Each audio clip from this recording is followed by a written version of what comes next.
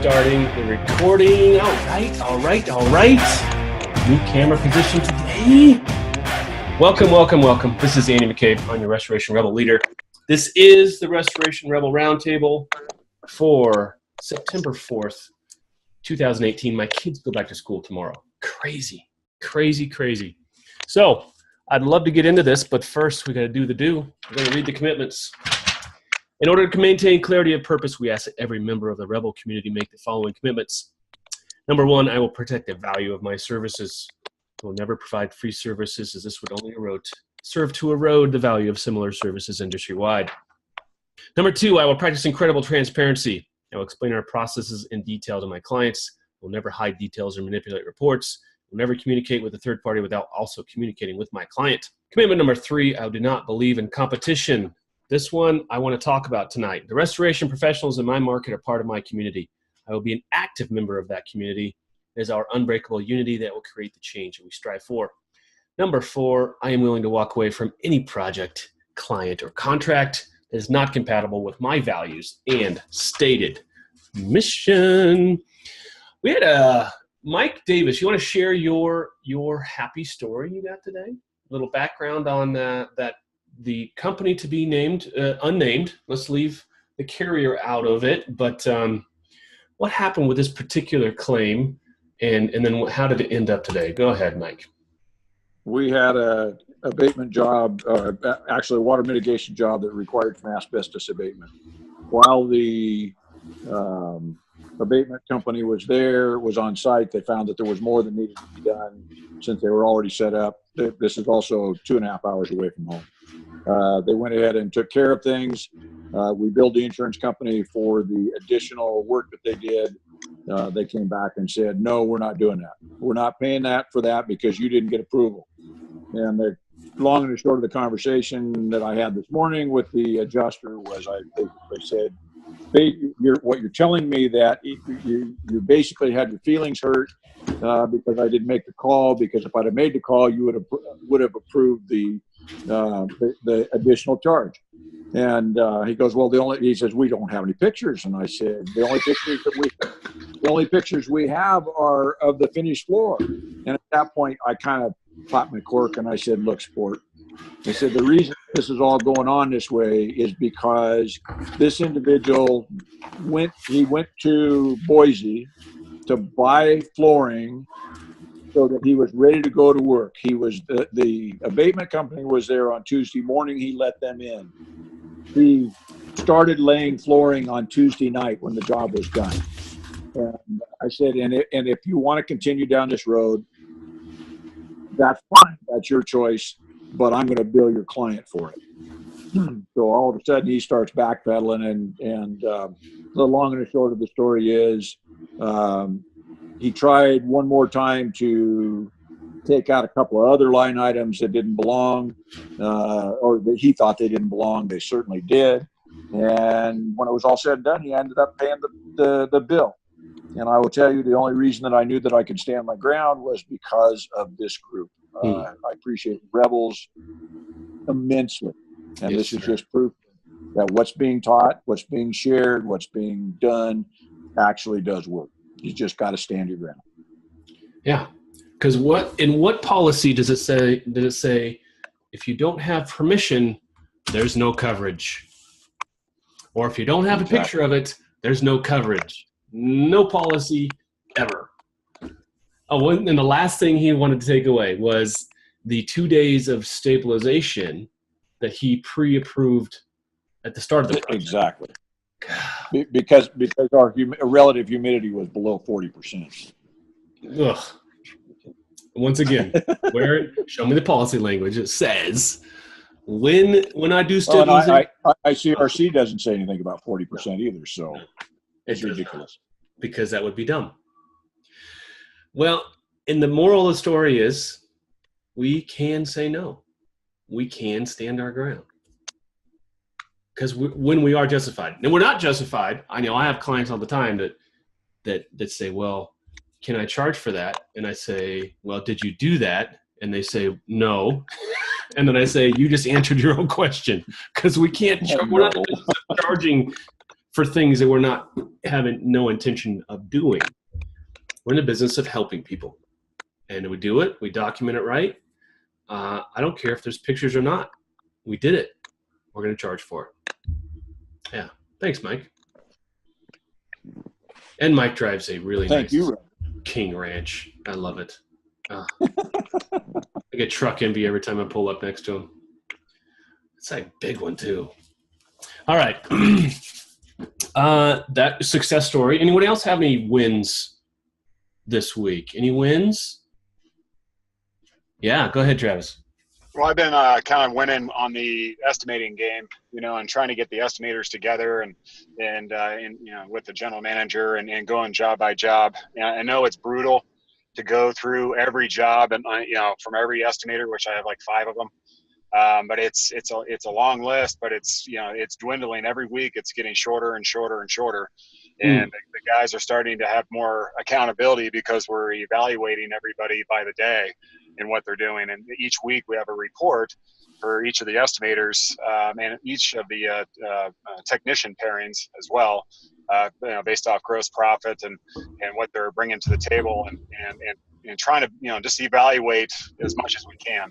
Because if we can evaluate, I think we can, take it to the next level when it comes to, personnel and trying to, develop your employees. Yes, sir. So it's been a big win for me. I feel great. I've been on each one of these meetings, even though sometimes I'm just listening, for 10, 15 minutes, not saying anything. I do jump in and I'll kind of say what I need to say. But I think it's just been really good, the communication factor, and having a general manager like Matt Plowman, the guy who works here at Abbott's. You think you met him before, Andy? He's a rock star. Yeah, he's a really good estimator, and he's my new name of my group is called Top Gun. Nice. So we're trying to get him to be the Tom Cruise and step up. So, what's wrong with Iceman? Come on. Yeah, well, I could be his Iceman. So, but I think it's just really good to have somebody that's smarter than me in the group. Yes, sir. And especially you, Andy. I know you're the smartest guy in the group every time. I don't think so. I think you are, brother. So I think you bring so much to the table. I appreciate you so much, man. I love you, man. Thank you. And I just want to pick you back up anytime you fall down, man. I just love you to death. And I think what we've done for this whole, Restoration Rebel movement has been amazing, and it's going to continue on into the future with Air. And I really like where it's going. Good. Oh, speaking of where it's going, I can do a little sneak preview. Yeah. While I pull this up, any other wins this week? Nothing? Bob, well, you're about ready to go to Vegas, aren't you, Bob? I'm going to do a screen share here. Oh, I got to pull up the picture first. Yes, I am. Yes, you are. Here. You see in the files what I uploaded? Christine did, I should say. I haven't had a chance to read it yet, no. Oh, my gosh. You got to read that, Andy. I know. So here is a picture. Is that we want to talk about that tonight. That's what we're going to talk about. We'll talk about the agent shopping your insurance and the good questions to ask. Okay, good. Let's do that. So here's a map of the restoration contractors in my market. Lo and behold, there's a restoration contractor by the name of the Alliance of Independent Restorers who lives at my house. So this is my new theory. My theory is that if we can get everyone to open a branch office of the Alliance of Independent Restorers in their market, we can all of a sudden dominate every single local market like we're a franchise. So I'm testing it out here. Mike Davis is my guinea pig. He's going to be in Redmond. So this map is going to go, we're going to have 2 spots here in Central Oregon. And then it's going to be on us to get these reviews up. We talked about reviews last week, maybe 2 weeks ago, but we keep hammering away. Now, on this list of people, who would you call? You probably wouldn't call this first one because there's no reviews. You wouldn't call this third one because there's 1 star. So you're probably going to call this Spectrum guy or this 541 guy. Hopefully not, because I don't like him at all. But I think this is a new battlefield. This is a new battlefield. I'm going to stop the sharing. This is a new battlefield for FNOL. It's Google Local. It's local search and local PPC. Ultimate local marketing and niche targeting for your demographics by zip code. Now, I have an email out to Mr. Grubb to verify my theory, but I'm pretty sure I'm right. This is what I'm excited about. This is what I'm hoping to roll out soon. We missed a window yesterday. We set a date and we missed our target. That happens. It happens at SpaceX, right? SpaceX sets targets and they miss targets. Right? Tesla missed some targets this year, but they're still moving forward. So, see what I did there? I just put myself right up there with Elon. Me and Elon are like, we're buds. We're like right here. But this is how we move forward. This is how we win the game. The other way to win the game is to produce a smarter insured. So, Bob, how do we do that? How do we get a smarter insured? Answer those. Hang on. Answer those questions. Can you pull them up? I got them in the You want me to file. pull them up? I'll pull them up. Oh, sure, why not? I don't know. I think I can figure it out. Can anyone else figure it out?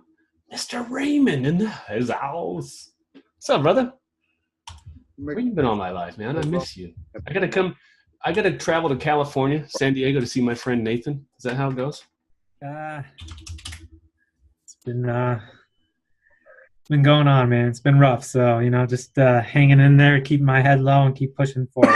Get it. Keep it down. It's a good way to not get it shot off. I get it. I understand. Hey, when it comes to question time, I want to throw a question out there for everybody. Well, now it is. We're trying to segue, but I got to find a file first. So, yeah, hit it. What do you got? I had a quick question. Recently, USAA in my particular area, they've been getting really aggressive on the repair estimates, and I wrote a couple of repair estimates, sent them out to the insured and the adjuster, and basically USA is just dragging their feet, giving the client the runaround and stuff, and basically pushing them to the point where they're like, well, we had our preferred vendor write up a repair estimate. Mine's at like 40, theirs is at like 27, and the customers are like at the point to where they're like, we just need to get our houses put back together. So we're just going to, and I don't blame them. They're like, we really want to use you. We love what you did so far, but what are we supposed to do? We're going to keep on fighting for months on end. We need to get our houses back together. And I just don't know how to win that. You know what I mean? Well, it's a tough game. It's a game of attrition. How many of these estimates are the ones that I wrote? None of them are ones that you wrote, but they're based off of our new pricing list. Okay, I was gonna affect my answer because I could actually go look them up and see which ones they were. What are the biggest? What are the pushback? What are the pain? Or what? On one that I wrote, which was for, I think it was like 20,000 or so, and they came back, and their three areas they had a problem with was painting, cabinetry, and like one other area. The cabinetry were easily able to square away, and then it was just left to painting and one other one. I was speaking to this adjuster on the phone. It was a three-way call between me and the customer. He's like, well, we'll review the rest and get back to you. Of course, I never heard back from them. No. And I think that's their play, is that, they just string the customer along until they get to the point where they're just like, look, we just got to get this done already. And I'm sitting here, I have no one to talk to, you know what I mean? Because it's just been passed from one person to the next person to the next person. And the client doesn't even know who to talk to about the file, So considering how this is going, I assume that this is going to happen more and more often. What's the way to deal with this? Because it seems like I'm going to get pushed out of a whole lot of repair work because they just string the client along to the point of where they're just like, look, we got to get it done. And, Did they produce a counter offer?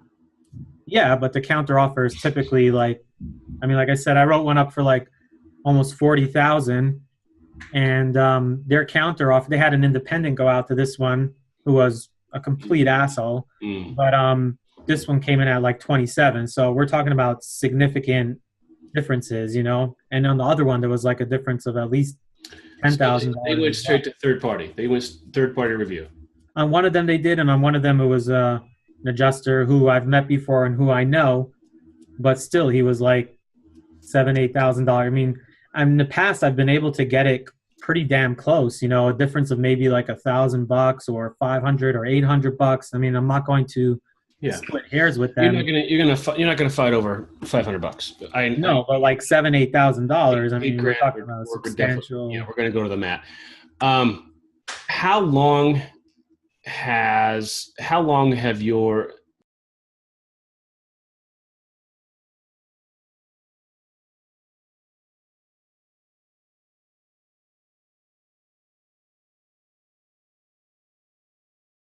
At least 3 weeks plus. 3 weeks? What have you done to help them fall in love with your estimate?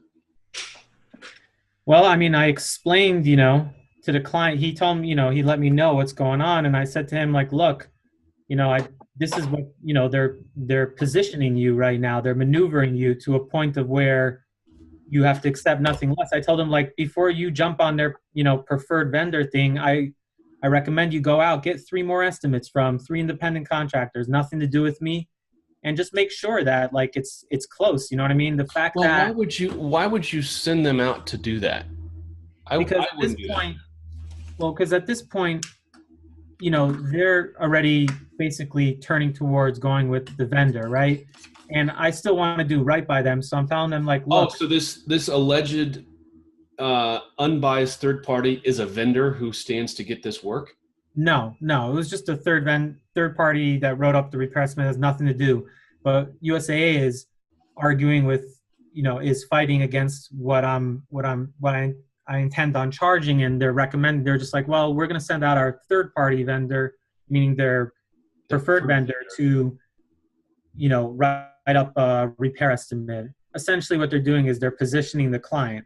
But the client's gotten to the point where they don't really care anymore. They just want their house put back together. Well, they may not care, but you've got to quantify that care for them. Do they care about $13,000? Because I do. That's what I told them. You know, I mean, I said, like, look, the fact that, you know, X contractor is willing to do it for substantially less than what your average contractor in this area would find. They're not willing to do that. You're talking about scope. So here's the deal. You've got to talk to your client about scope. $13,000, that's Home Depot carpet versus their custom carpet. Where's the biggest differences? There can't be $13,000 in difference in paint. What are the biggest differences? I'm guessing flooring. Well, on the $40,000 estimate there, I don't know, because I just haven't had anybody talk to me. I mean, I just don't. It went from this third party who wrote up, you know, this independent adjuster who wrote it up. It got submitted to them, and it's been passed from one person to the next. I just have no idea. I haven't been able to. You haven't seen it? You haven't seen theirs? I have not seen theirs, no. Well, that's where you got to start. If they're throwing a number out there, they've got to at least give that documentation to the client, and you got to get that from the client. You got to know where the differences are, and then you got to hammer your client. Say, all right, do you want IKEA cabinets? Or do you want the cabinets I propose to put in? Your choice. No harm, no foul. I'll walk away today if you want IKEA cabinets. And put it on them. Put it on them. Bob, what do you got to say? I'm going to unmute you there. Go ahead. Oh, maybe. Are we hitting the button at the same time? There we go. Wait, nope. It's not working. Come on. I'm just going to keep hitting that button. There we go. All right. There you go. I think your problem, part of it is you've got to differentiate yourself between that and the other one. Yes. Pull out your insurances. Show them, hey, look, I'm insured for $1 million for this, and this. Hey, look, we're background checked. Here's my, if you are, but hopefully you should be. Show them that. We ain't got a bunch of lunatics or ex-felons coming here to work. And add that on with a scope like Andy was saying. Now let's go look at them. Let's see what their background. Let's see what their 5 stars are. Let's see all that stuff. Do a comparison of what you have. Are we really comparing apples to apples here? You're not. And that's where it's got to come in. And if push comes to shove, I'd put it right back on that insurance company and say, look, you got to guarantee these guys, and this is what it is. But the homeowner has the right to pick who it is. You just got to show yourself how much you shine above these other people. Yeah. Did you do mitigation, Nathan? Yeah. So have you been paid on that yet? No. I would just Okay. They're struggling with that too. So I made it clear to them that I also wouldn't start putting anything back together until we were paid in full on the MIT. I wouldn't have any more conversations until you're paid in full in the MIT. Right. I mean, that's a given. It's just, of course, we want to get that approved in the meantime. So at least we know that once, the rest gets paid out, we can move forward with, I mean, I don't know, maybe it's just these two. I mean, they're condos, so maybe they're really tight. No, I've had some interesting conversations this last week and a half, mostly online, a couple in person, or not in person, but over the phone. I've been getting hammered by adjusters. And what I've come to realize is they don't see the problem that we see. They do not see it because they don't experience it. At least the ones that were reaching out to me and being very vocal in their one comment was, someone should file a restraining order against this guy to keep him off of any other insurance claims. That was one of the guys. But here's the deal. If you're with USAA and you're on their preferred vendor, you almost get carte blanche. You almost get blank check. Those adjusters don't know anything except for the preferred vendor. If you're a preferred vendor, those preferred vendors have no complaints because they stop playing games. But for some reason, if you're outside that circle of trust, they hammer you incessantly. And that's one of my responses to these folks is, hey, you don't see it because you only deal with preferred vendors. You don't see the problem here because you don't think there is a problem. But the problem is you can't just deal with preferred vendors because that's not where the world is. All right, Mike, let me see if I can unmute you. There you go, Mike. Go ahead. One of the things that has gone on with USAA is they have picked up another company to scrub all of their estimates. And I think that's what's going on with Nathan. Is it? Is this a third skin in the game? Nathan, is that what's going on, Nathan? Not that I'm aware of, at least on the repair side.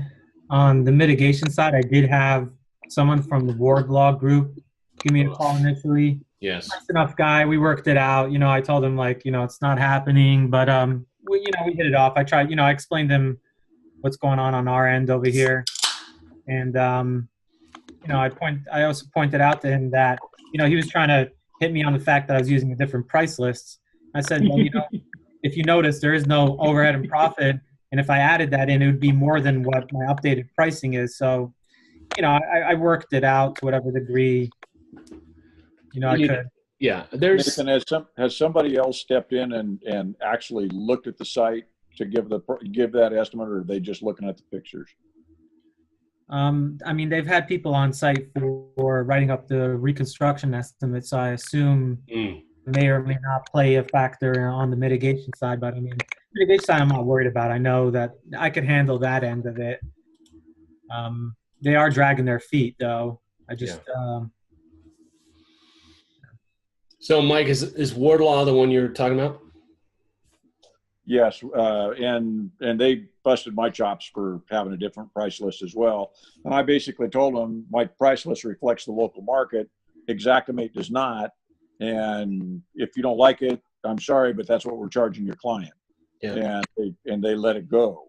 Unfortunately, for Nathan, he's looking at a lot bigger number. Yes. We were, ours was an $8,000 rebuild, so it wasn't as big a deal. But they're still trying to bust your chops, and Wardlaw doesn't have any skin in the game, so it doesn't make any difference if they're right or not. No, because they're not obligated to do the work. They're just trying to bust our balls. Yeah. And my position is, if you don't use your own price list, you're in collusion. No one's made that argument yet, but you're colluding with all the rest of the people who are using the exact same price list. How is it not colluding? I don't know. How do they get away with it? I don't know, but that's my opinion. I think everyone should use their own price list, and God bless folks like Nathan and Mike for going out and doing that, because I know you get friction for it, and it's hard to say why. Well, it shouldn't be hard to say, but it's difficult conversations that you'd rather not have. I get that, but at the end of the day, just like Mike started the call out with, we stand our ground. There's very else little they can say about it, except for just bitching and moaning. Go ahead, Bob. I think a lot of it that'll help settle a lot of this, and it has with mine, was having the owners sign your price list. And when you send in your invoice, you send that in with it. And there it is. And if they call you back, hey, don't talk to me. Yes, sir. We've already got an agreement with our client. Go tell them. We're all done here. You know, and there's something else that our good friend, Mr. Fuller, Tim Fuller, he asked me today for the template stuff for the 24-hour tech. And I said, yeah, you can have it. Go ahead. And he's going to add a spot on the daily sheets for the customer to sign on a daily basis. We do that. Yes, this equipment. Yeah, I know, Bob. That's why I brought it up. You guys do this. The customer signs, yes, this equipment was on site and running. Yes, they did this work today. Boom, boom, boom, boom, boom. Every day, their initial, if they're gone for that day, gone to work, or miss them, whatever, the next day we go back. We did this yesterday. You can see what we did. Yep. Okay. Sign it. Sign it. Sometimes we might miss 2 days in a row, and the third day we're catching them, and they'll catch all 3 days and they'll write it in. And that's one of the, go ahead. You have your contract, you have your price list, you have daily log where they initial it, and then when you're done, you get a certificate of completion. There's no wiggle room. It's done. It's over. Exactly. And that's one thing that really turned the tide in these conversations that Mr. Davis was having with this adjuster, was he finally got through the adjuster like, well, the homeowner can back this up. And that was, correct me if I'm wrong, Mike, but the adjuster actually asked you, oh, I can ask the insured to verify this work was done? And he was like, yeah. Yeah, that's correct. So yeah, we give them a way to say yes. If you doubt my work, I don't have pictures of it, I didn't ask for permission, well, ask the insured. Oh, by the way, here's their signature on every daily sheet. Boom. It's really hard to refute that. But the problem is a lot of us don't do that. A lot of us, I would say most of us don't do that because we're lazy and we didn't have to before. But guess what? New ball game. We got to now. We all got to step up our game. We're playing in the big leagues now. We got to document everything. We got to get the homeowner involved at such a higher level than we're not used to it. I mean, who here is used to that? It's money lost because we charge for documentation. For me to go and get those signatures and write everything out and come back and put it in, I charge for that. Mm. And it's right in my price list, documentation charge. Your franchise rock. As required by the insurance company. It says right on my estimates or on my invoices. Love it. Don, what do you think? What say you? Yes. Oh, me? Yeah. Sorry, I've been working the whole time. I'm listening to everything you're saying, but I got all my teams are out tonight. I'm sitting here texting back and forth. All right. It's crazy, but I am listening to everything you're saying because I have come across that where it's that same battle. Yeah. And that's why I'm listening to everything you're saying. I'm trying to take it in so that I can try to have that same fight. It's a bear. It really is. And sometimes you just can't win. Sometimes you can't. I know. Guys going to Las Vegas, come see me. Booth 907. It's the new world. Franchises. It's the new shameless plug. Franchises. So Nathan, did we? Yeah. I mean, what did we do for it? I don't know that we answered it, but I don't know really that there is an answer, meaning anything more than we could really do. I mean, I've done the legwork of getting the customer to understand that they're not shorting me because I'm going to do the work for my price. They're shorting themselves.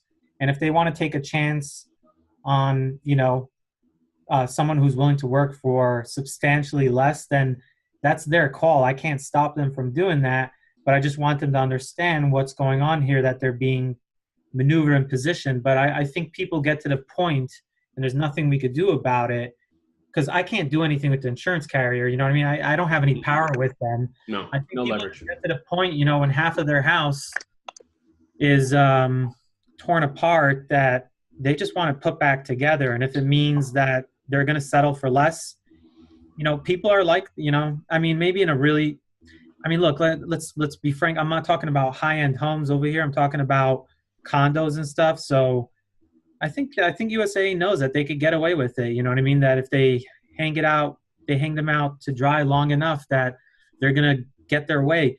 I'll give you another. I just got you know, we have nationwide private client out here. I mean, they don't even blink. You know what I mean? I send them my estimate, boom, approved, boom, paid. I mean, the adjuster calls me up. He's a cool guy. He's like, yeah, do what you need to do. Just send me the bill. And I've dealt with them. They don't care. They pay anything and everything over, as long as it makes sense. Mm-hmm. There's no, like, you know, tricky stuff going on. They just pay it outright. So I think it's just a case of where they know where they can nickel and dime, and they know, and they could save money off the backs of poor people per se.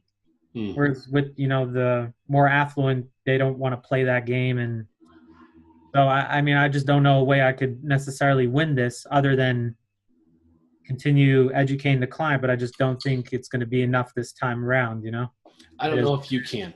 I don't know if you can win this, but you can definitely set up your client to win this. In what way? Two different things. One thing, you've got to let them fall in love with not the number, because there's a number. Numbers don't mean anything. Numbers are not sexy. Numbers don't move hearts. But you sell them on, what does this number mean? This number, where's the damage in this place? Is it kitchen, bathroom? What is it? The whole downstairs of the house, a bedroom, kitchen, dining room, family room, entry, bathroom. Yeah. Okay, so they need to fall in love with, you're going to have some really nice wood floors. It's not going to be real wood floors, but going to look like wood floors. And it's going to be brand new paint in this whole place. And the countertops are going to look beautiful. And you want them to fall in love with what the number means, not necessarily the number. And so they need to get that in their head. If they don't have that in their head, if they can't see the end product, then it is just a number. And then it's just your number, which is high, versus their number, which is low, but they don't have to fight for it. They're going to take the non-fight every day of the week. There's just no two ways. So I know that part. How do they fight? How do I position them to fight? I mean, what do they do? Because this guy tells me, I'm calling them every single day and, you know, nothing's happening. I mean, I was like, look, you got to get a manager on the phone and you got to raise hell, you know, because my experience, say, hey, I'm just going to go hire an appraiser. Just have him ask questions. Write a list of questions down. One question he needs to ask his adjuster: should I hire an appraiser? Should I be looking for a public adjuster? Those two questions alone, if he asks that to a manager of this, and secondly, he shouldn't be talking to this adjuster anymore. He needs to go to the adjuster's manager, plain and simple. Go to the adjuster's manager, ask two questions. Should I go to appraisal? Should I be thinking about appraisal? And should I find a public adjuster to handle this claim for me? Because I don't feel like I'm being treated right. That's it. And then for you, that's like hands off, like fine. And then you need to say, this is what I propose to provide for you for this price. Call me when you're ready to talk, and then don't have another conversation. We can't continue to take on the responsibility of doing these negotiations on behalf of homeowners. We can't do it because it's going to frustrate the hell out of you. And thirdly, I don't forget which one I'm on, A, B, C, D, E, F, whatever. If you haven't been paid, you gotta ghost them.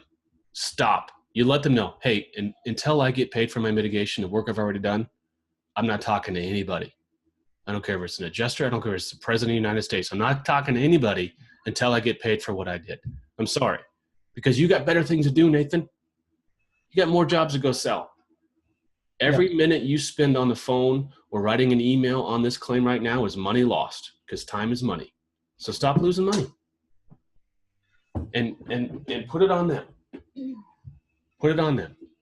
So, Mike, you've had your hand raised for a while. Yeah, one of the things when I was in the remodeling world full time, and I had that kind of a price discrepancy, one of the arguments that I would use always was we can't even be bid in the same scope. Right. Exactly. It's obvious when you're, when they're only 2/3 of your price, they're not even covering your cost. So at that point, the other argument you're using there is they will change order you to death. Thank you. They're trying to lowball the price so they get the job. They will change order you to death, or in this case, the insurance company. Either way, they're going to come out probably higher in the end than what your price is. That's part of the education process that you go through with your client. But I agree with Andy. Don't waste a whole bunch more time. I know it's frustrating to have a $40,000 job on the line, but sometimes it's better to walk away from it if all it's going to do is cause you heartache. The client, they love you, but they're not the ones paying the bills, so there's no real skin in the game for them. Until they've paid you, they're not a client. Well, that's true. They're not a client. Thank you, Mike. You actually read my mind. You reminded me you need to fortune tell. Be the fortune teller. Predict the future. Tell them, hey, if you sign with these other folks, the first thing you're going to get is a change order. And that change order is going to take the price from where they're sitting at, which is a fake number at $27,000, and it's probably going to meet or exceed my number at $40,000 right now. I'm just saying that. And let them go through that exercise without you. Let them go through that and say, hey, you know what? If that happens, I'm still here. Call me. Call me when that happens. And you might get a $45,000 job back. But right now, you're really frustrating the hell. If you put something if you're going to lose the job like that, you think it's going to, write something up for your client. Say, okay, here, if the insurance companies force you to go their preferred vendors, here's what you got to look at. No change orders. This is the type of flooring cabinets that I had that were graded. This is what you should be getting. And just have everything all spelled out for them and have them sign when they do the contract with this preferred vendor, hold them to the fire. Here it is. I bet you're going to see these guys say, you know what? They're gonna crumble. And we've seen it where they said, yeah, we're going to put this in. They do a low number. And then when the client goes back, say, okay, I guess I got to go with you guys. Then all of a sudden that guy says, you know what? We're booked for the next 6 months. We can't do this. Yeah, and they ghost them because they know they can't do it for that price anyway. Exactly. So spell it out. And then when you're done with the insurance company does give them a hard time and what they are, go to the questions that I was having you look up. Okay. Yeah, let's get to that. Because we're running out of time. And I'd be remiss. We are not restoration professionals. We are freaking contractors. Look at that. Boom. We are contractors. We are contractors. We just happen to know a thing or two about fire damage and water damage. All right. We have this specialty knowledge of Xactimate, but we're not I want to wipe the word restoration off. I really do. I hate it because that is a pigeonhole that we put on ourselves that allows us to be manipulated and put in boxes and rules to be put upon us. We are contractors. Plain and simple. Contractor. All right. So let me see here. I'm going to mute you, Mr. Jarvis. Welcome, man. I tried to get you in like 4 or 5 times, but kept bouncing out.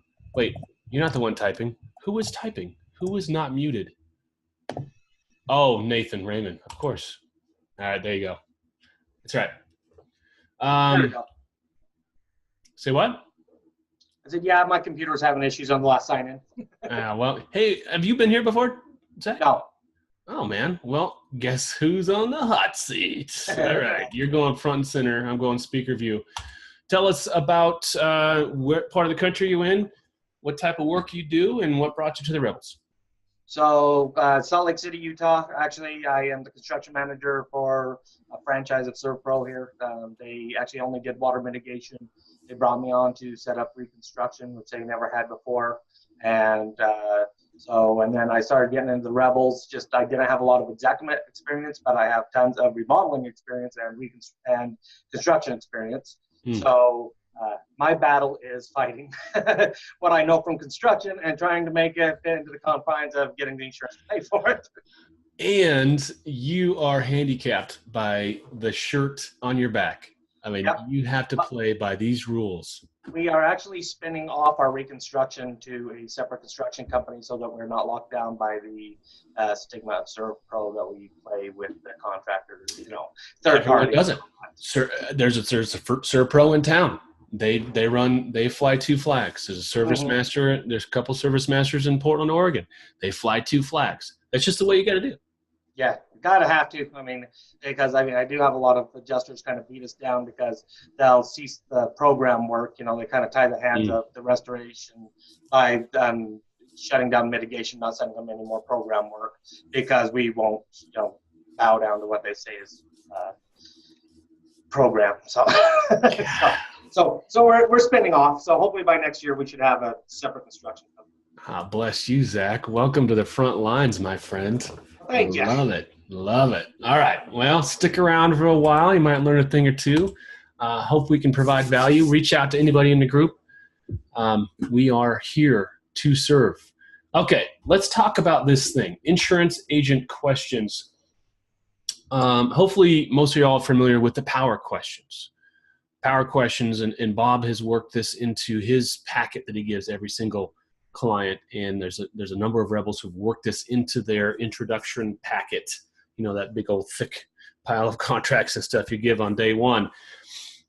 This I feel like is along the same lines, only it's going after the agent side.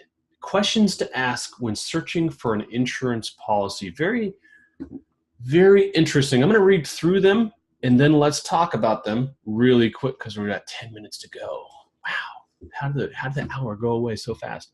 Okay. And I see a lot of similarities to the power questions here, Bob. Am I free to pick the best company that I would like to fix my disaster, or do I have to use the insurance company's preferred vendor? How many agents would be even able to answer that question? Okay. Is there a secret? We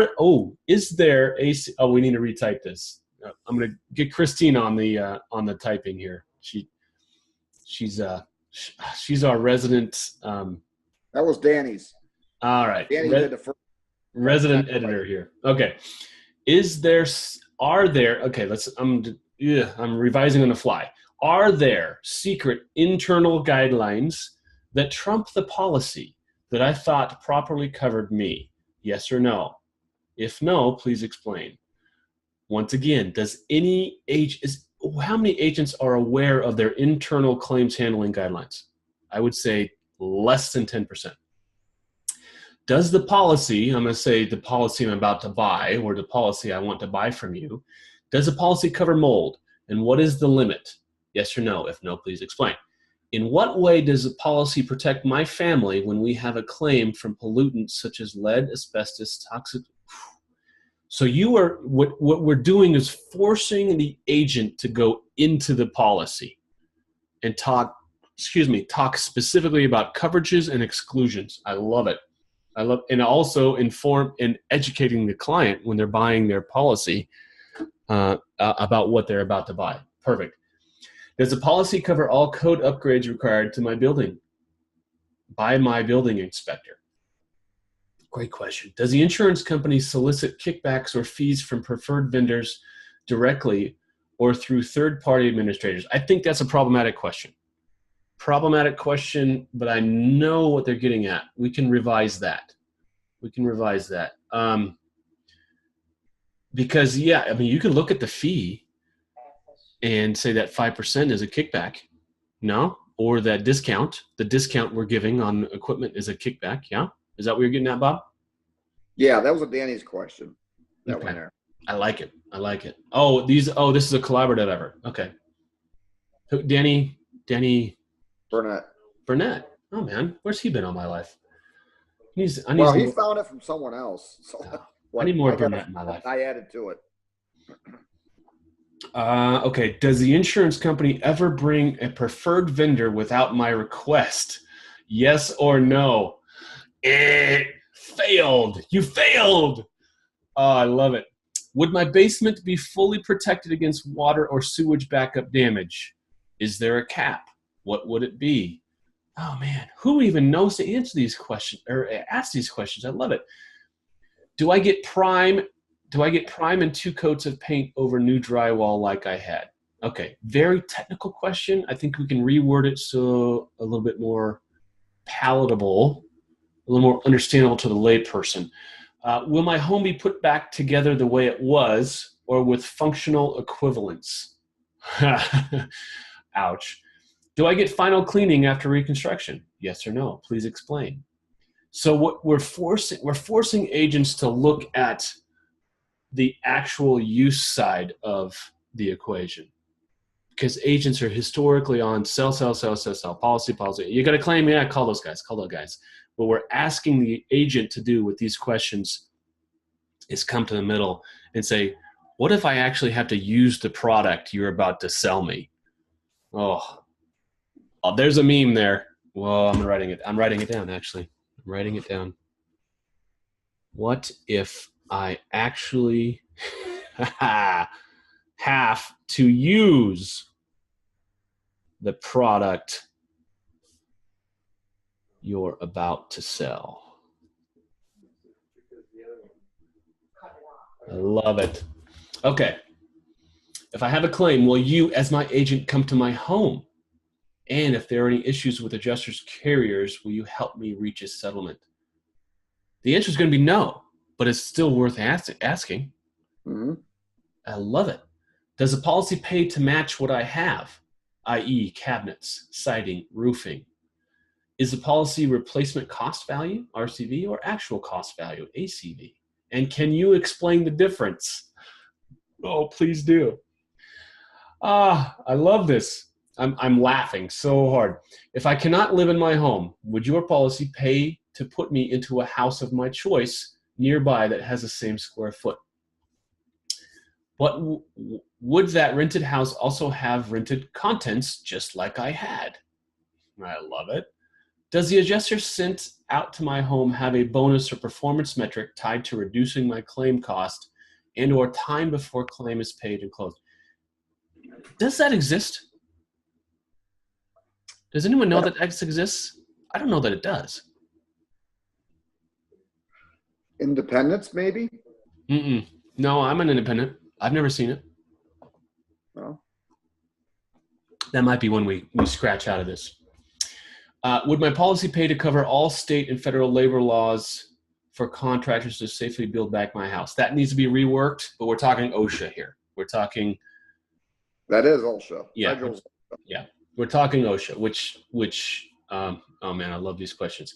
If I have a claim, does the insurance company utilize Xactimate pricing format for mitigation and rebuild of my house?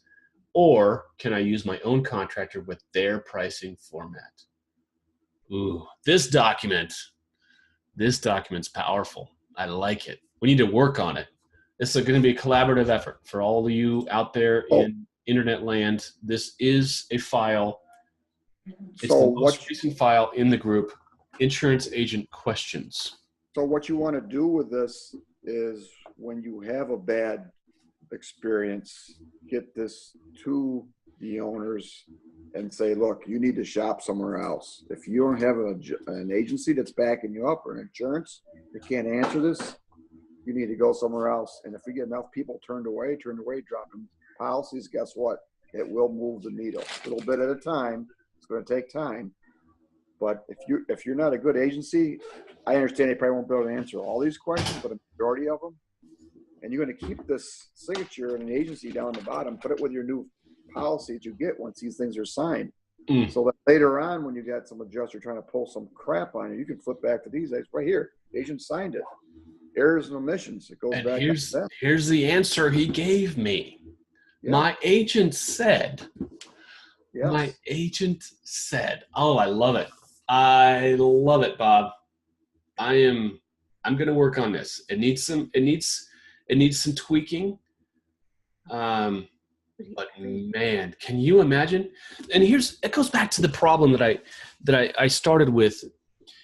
I was responding to some trolls, and I think some of them were not trolls. I think some of them were actual genuine human beings that just didn't see the problem.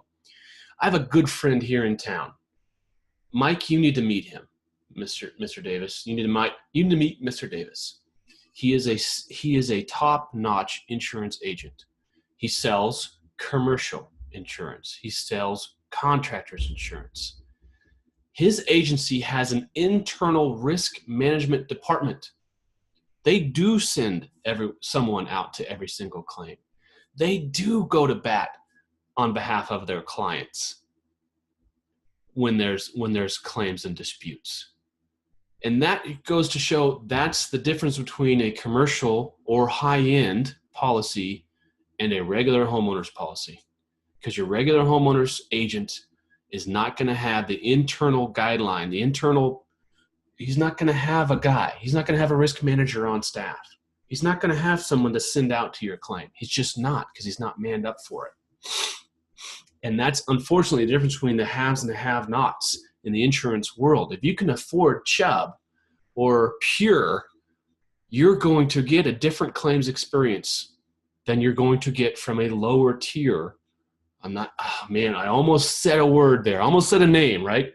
You're not going to get the same experience from a lower tier carrier. So what's historically happened is us as contractors have stepped into that risk management claims role, but we're not suited for it because we're contractors.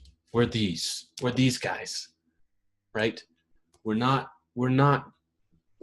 PAs. We're not IAs. We're definitely not risk managers. So we got to stop acting like we are, or even pretending it, and educate our clients using things like these questions, the power questions, and these. We got to come up with a catchy name for these questions, the power squared questions. I don't know. That's nothing. But we educate our clients. We educate the insured. The insured public is going to get educated in a hurry, in a big time hurry. They're going to be ready for this before we're ready for this. And the Restoration 2.0 contractor is going to be already there going, okay, you're more sophisticated. Okay, here's you know what RCV and ACV is? Okay, well, let's talk about that. Let's talk about their scope versus my scope. But if your client is not educated at that level, it's on us to bring their education level up so we can have some more adult conversations about it. Is that what we're talking about, Bob? Am I on base over that? Maybe if I can unmute you, I'm going to unmute you. Start again. Yeah. There you go. All right. So what I'm hoping is get enough feedback, enough contractors getting pushed around like we are, and get this and the homeowners getting this over to them and changing companies and saying this is why we're changing companies. Now we want to find a good company. Eventually, you're going to find a good company, a good agent, and a good adjuster, and say, you know what, I need to send my people over there when I get done with the claim because the company you're with, they suck. Yeah. And this is why. And then when you send them over, you give them these questions. Say, hey, I need you to answer these questions. And this makes sure we're on the same page because no different going buying a car. You ask all kinds of questions. What's back up? What about the insurance industry? When you go to get your house insured, do they say, oh, yeah, you're sure we're insured? No, they ask you a ton of questions. Questions. So why can't we ask them questions? We're going to flip the script. Yeah, it's qualifying either way. If they can qualify us, we should be able to qualify them. Yeah, maybe you want to do business with me, but I'm not sure I want to do business with you. Let's answer these questions first and see where we're at. That's right. And Brian says, if they don't want to sign this or answer any of them, then you know what? I guess you're not the agent. I need to find someone. Then you're not my guy. Exactly right. The policy effectiveness survey. Oof. Kind of like that one. Kind of like that one. It'll grow on me. I'll give it a couple days. Kind of like that one. So Danny Strong comes out of nowhere in the 12th hour. Where are you headed to, Danny? Your screen is sideways. I'm going to turn my head sideways so I can see you. No? Oh, there we go. There we go. You're late, though. Sorry. Driving home. All right. From a loss? Nah, I was out gallivanting tonight. All right. Good on you. Good on you. It's good to see you. Did you get the hour wrong or? Stress. Oh, there you go. I get that. Understand. All right, I'm going to mute you again. There we go. And Joey Mojito just joined us, but we're about done here. And who wants the last word tonight? I see that our friend Nathan Raymond had to jump off. Brian, I haven't heard a word from you. Not a word. Talk to me. Well, what can I say? This was a listening session tonight. I'm glad that Bob was able to go over the points of the list, you guys doing that. Having sold in the past, as an agent, when I was a field agent, those are questions I try to ask or answer beforehand. I anticipated with my clients. And now this was for health and long-term care, but it doesn't matter. Insurance is insurance. Yep. And what is the scope? What does it cover? This company will do this. It won't do that. Do you understand this? Okay. Are we a good fit because of this? Because I think that's just killer. And also for all the negative experiences that we experience on the contracting side, but think about it when we've been on the opposite side of it. I'm wrapping up a claim that I've talked to you about back home in Longview. I'm in that mixed world right now, but I'm going to come out ahead because of the stuff that I've heard here. So, and then right now I raised my little hand in the group. I hope people don't get hurt too bad down there in Alabama, Mississippi, but I'm ready to ship out if somebody gives me a call. So, yeah, I think we all are. Well, you get the invite, you go. I'm thinking it's going to be a whole lot like Hawaii was last week. A whole lot of nothing, some rain, but who knows? I've been surprised before. So, Brian, I appreciate your time. I'm looking forward to your contribution to this group. For those of you who don't know, there's 9 of us in the room, but there's a lot of other people watching. Brian has expressed some interest in helping take the Alliance to the next level. He's got a particular skill set and education background that I'm very interested in. So, Brian, thank you for being here, and I'm looking forward to that contribution. Cool. Thank you. Awesome. All right. We are Vegas bound. Yes. Who's going to call me from Vegas? Who's going to do a video with me from Vegas? Bob, you going to do that from your booth? You should. Yes. Not Bob. Christine. Yes. I'm going to request Christine do a video with me from Vegas from the booth, please. Awesome. Good. And see if you can find Clark down there. Don't let him get in too much trouble. In the meantime, I love y'all. Have a great week. Reach out, lift each other up, do what you can. The old 51-49 rule. Provide more value than you extract, and you can't go wrong. We'll see you guys.